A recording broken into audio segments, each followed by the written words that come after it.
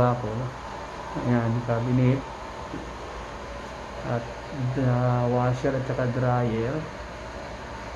So itong parkingan ko po ay kasya po ang dalawang sasakyan dito. Ayan, 2 car garage po ito. At tapos dito naman ay pwedeng extra, dito na kami naliko. So titingnan nyo, ito po yung kalakihan ng aking garahe. Ayan ay tower ko, may sarili akong tangke sa taas. Pag walang kuryente, nababa yung tubig. Ito yung ginawa namin. So ito yung kabuuan ng aking garahe. Pwede pa pong maglagay dito ng sasakyan. Saka dito naman po,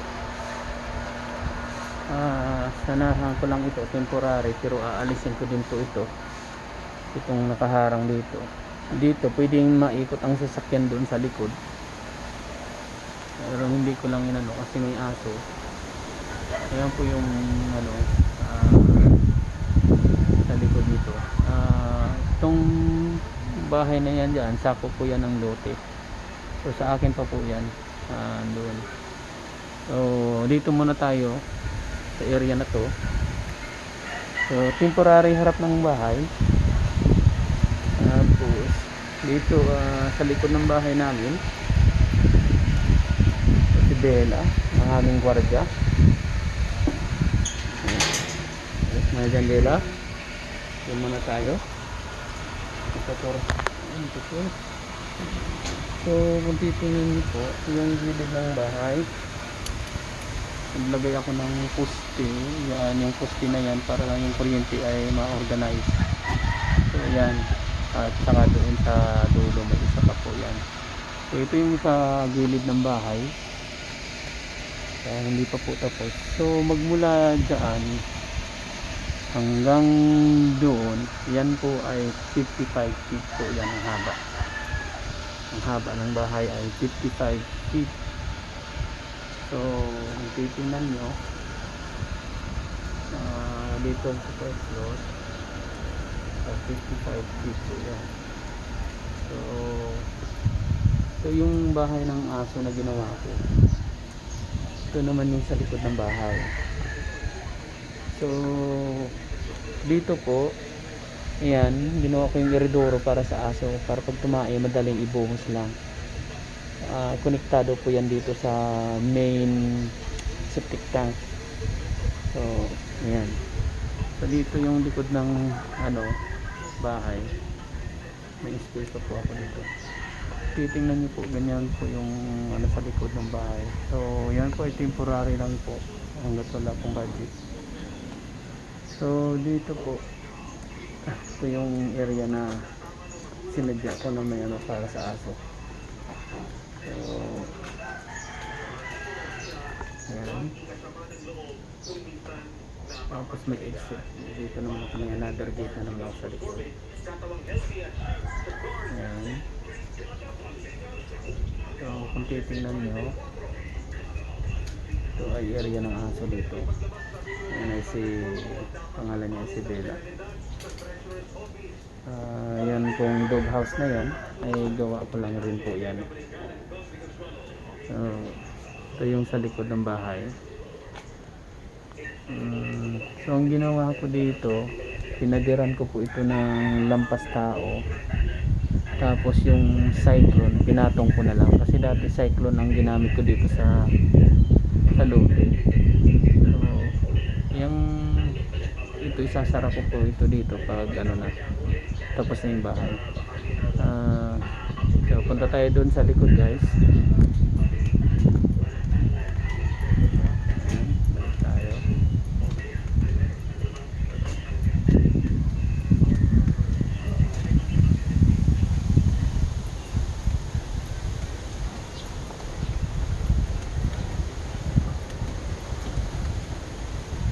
So dito makikita mo yung taas ng tower.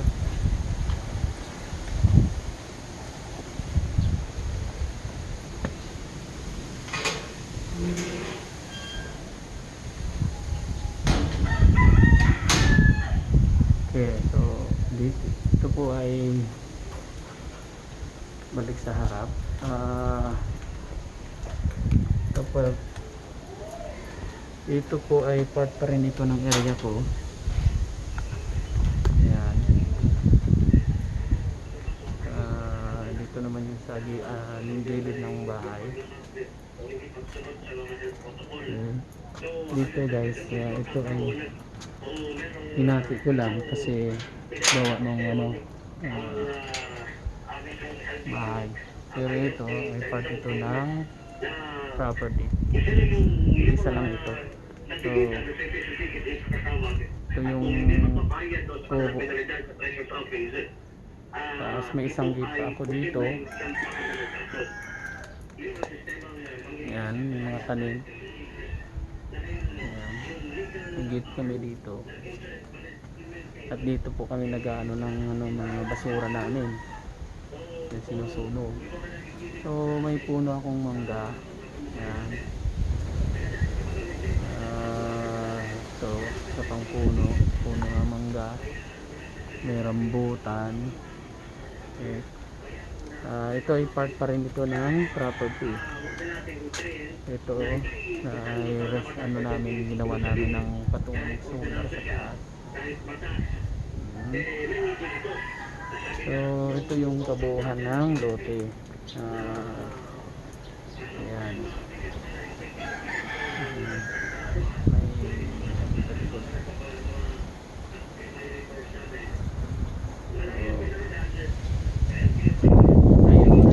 Lalabas tayo.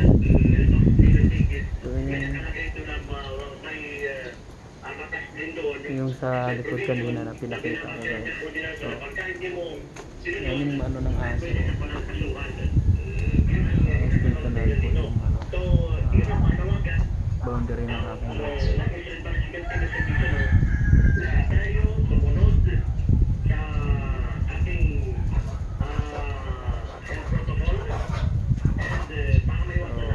Yun po ang ng bahay. Pag ito ay nagawa, mataas po yan. Dito tayo sa balik tayo dito sa so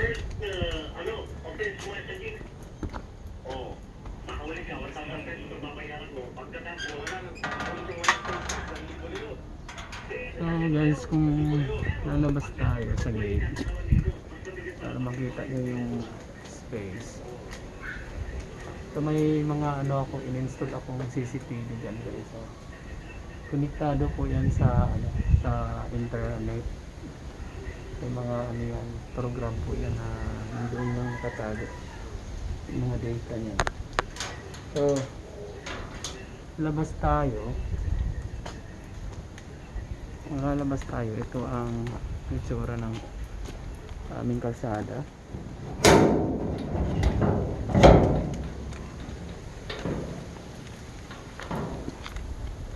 So ito yung harap ng bahay ko. Yan po. Yan ang gate. So kung titingnan nyo po, ito po yung lawak niyan. Dito sa gilid. So punta tayo dito sa gilid. Ito po yung ng kapitbahay ko, boundary namin. Yan po ang kalsada papunta doon sa highway. Palabas na po yan. So yan po yung area namin. Ito yung aming mga kapitbahay. Maraming mga tanim. So kung titingnan nyo po yung gilid ng bahay ko, ito sa akin. Yan po yung akin. Ayan. Ganyan po kahaba yung aking pader. So mula daan nandoon. So kikita mo po yan. Walang tayo yun. Ang property ko.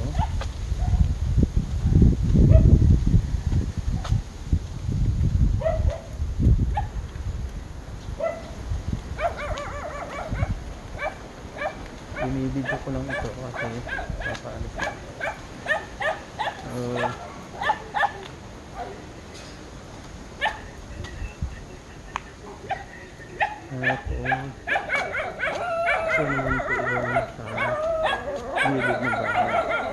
palabas po ito. Ayan. So, yan po ang area. So, may daanan din po dito kaso lang hindi pa siminto.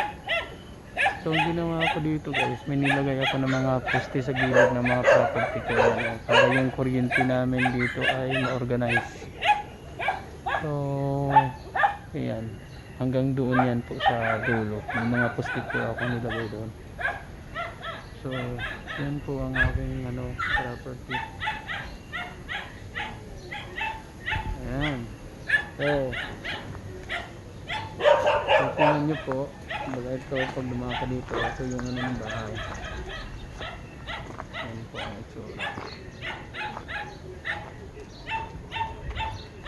So, ayan. Babalik tayo sa loob guys. Bahay. Yung front gate ko. Ayan. Parang yung aking pader ay parang presuhan. Sinadya ko talaga yan.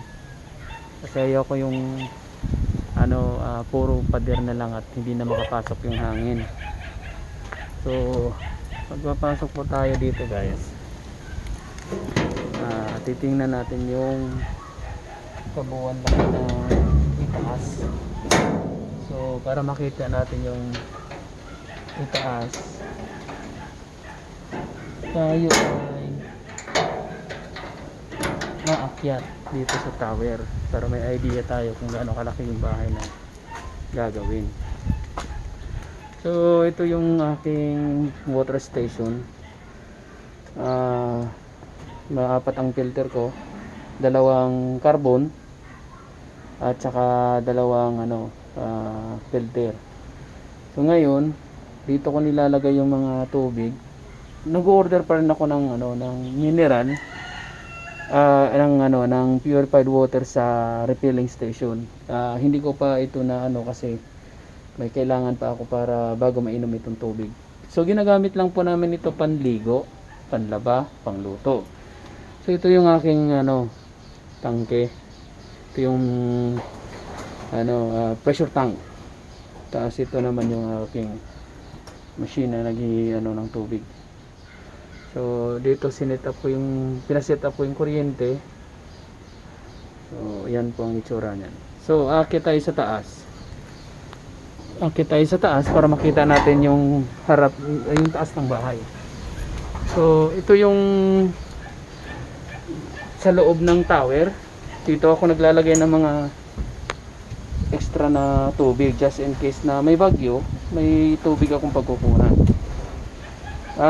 Ito yung area. At may duyan ako dito. Sinahigan ko rin ito ng kahoy. So, pahinga. So, nagiging siya, space ng mga gamit. So, bibili ako ng tangke, gasol. Lalagyan ko ito dito para emergency meron. So, ngayon, tingnan natin dito. Pag-aakit ako dito sa pangalawang palapag ng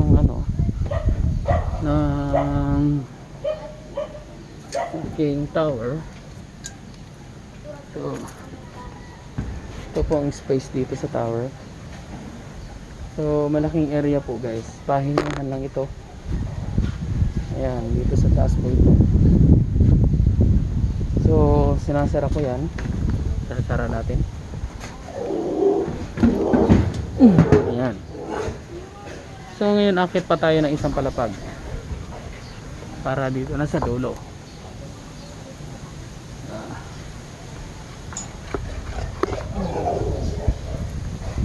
Okay. Ngayon, nandito na tayo sa pinakatuktok ng aking water tank. Ayan. May bahay ng ibon. Ginawa ko yan. Saka dito makikita nyo may yan. May bahay yan. Wala lang, tingnan ko kung may ibon na ngayon. Pero ayan, bahay ko yan. So, dito tayo sa pinakataas na ng tower. Dito po ang itsura ng aking property, bahay ngayon na pinapagawa. Yan po yung taas niya. Tingnan. Kapitbahay ko yan. Dito naman yung sa akin. Hanggang doon sa kulay pula na yan. Okay guys.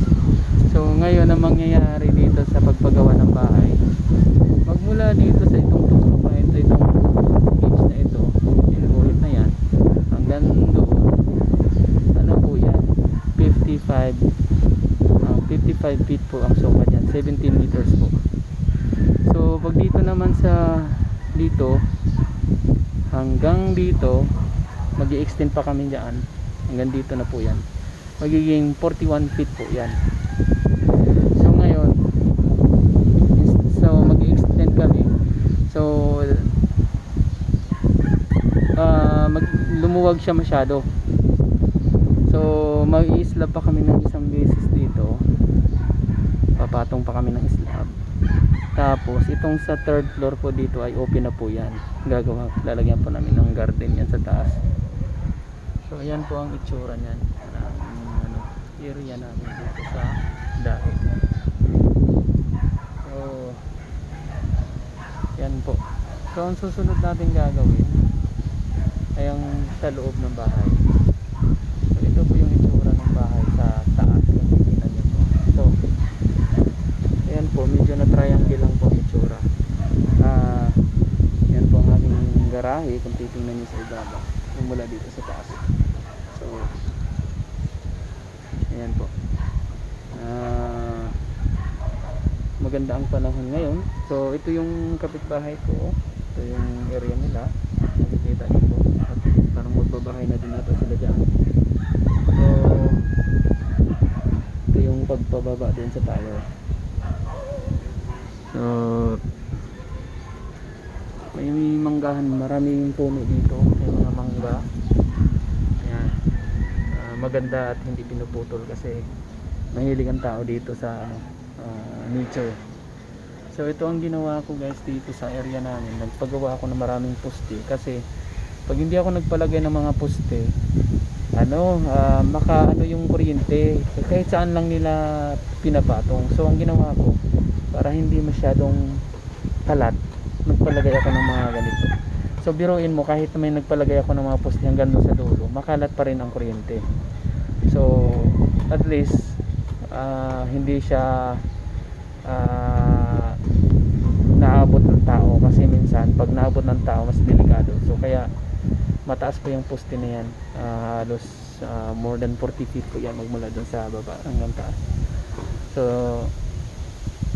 hindi pa namin nasimentado ito dito, pero okay lang, nadadaanan na po yan. At hindi, yung area na to, hindi kami binabaha dito. Kahit ilang araw o buwan pa ang ulan, hindi yan binabaha. Ayan po.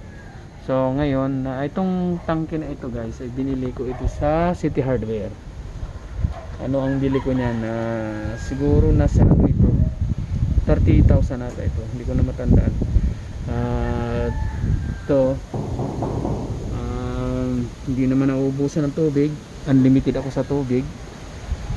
So maganda. So pag nagre-relax ako, napunta ako dito sa tower, yan po ang ginagawa ko, nag-enjoy lang. So estimated po dito sa second floor, kailangan ko ng mga at least 5 million siguro para matapos na yan lahat. So around $100,000. So dito naman po sa tatanungin ko kung magkano na yung naubos ko naman sa first floor. Ang naubos ko po dyan sa first floor ay 3 million na po. So $75,000. Yan lang, hindi kasama itong kung tatanungin mo ako, everything, yung whole property, mula nung ginawa at saka dyan, nasa ano na po yan, 5 million. Pagbili ng lupa at saka yung paggawa, nasa around there, 5 million. Yan. So yan, so sabihin natin $100,000 itong ubos ko dito. Yan, mga 100,000 yan. Kasama na itong tower. So wala po akong mortgage guys. So yan po ay talagang walang binabayaran sa bangko. So yan ay walang utang, walang monthly mortgage. May mga sulat ako dyan. Yan ay nakakatulong din sa monthly bills. So ngayon lang medyo mataas ang aking kuryente. Mga siguro ang kuryente ko ay around $200 a month. Kasi may kami, may washer at saka dryer at saka itong tangke ng tubig, malakas ang kuryente. Pero $200 a month mababa pa rin. Sa pagkain naman po, siguro maabot ako ng I would say $300. So around 25,000 peso monthly lahat na po yung pagkain. Medyo ayos na yun kung dito kayo titira. So komportable ang yung buhay. Simple lang, hindi masakit sa ulo, kayang-kaya sa bulsa. So kung titingnan niyo yung paligid ko dito guys, yan talaga yung surrounding ko. Green talaga. All around po yan, green po yan. All around, kung titingnan niyo, green po yan. Puro po yan mga puno. At tapos doon sa pinakadulo doon. Kaya gusto ko ng third floor kasi gusto ko makita itong bundok, itong mga bundok na yan. Okay, yan ang inaano ko, yung view. So itong bahay na ito, yan ay bahay ng kapatid ng asawa ko, yung bayaw.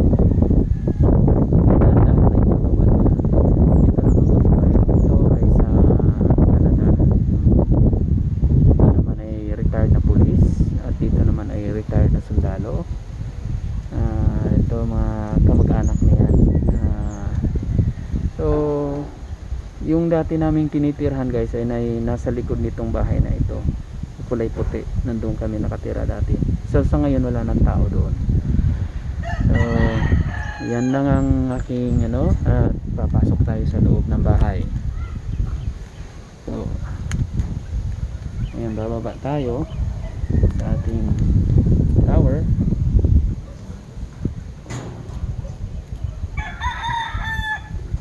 Dahan-dahan lang tayo, baka tayo ay mahulog.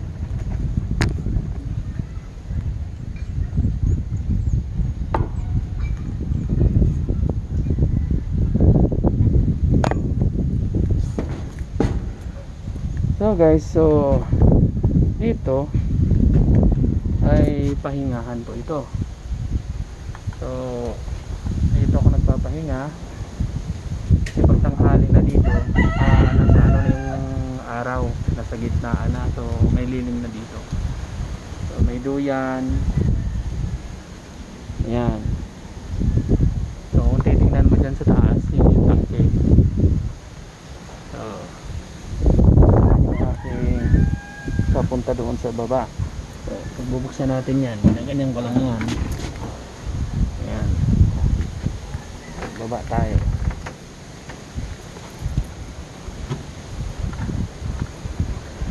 So pagbaba, dahan-dahan lang kasi medyo malakas ang hangin ngayon.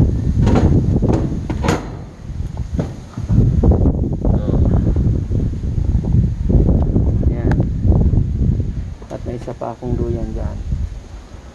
So baba tayo ulit. Ayan.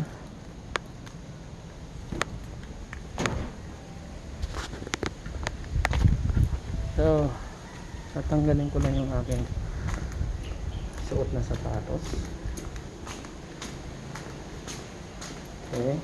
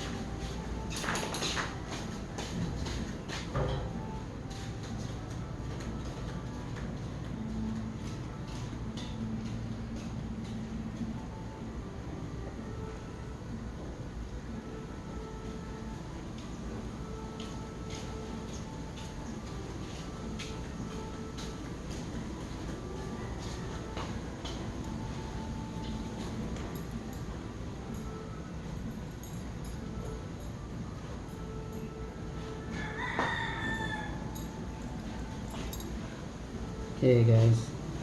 So, papasok tayo sa loob ng bahay guys.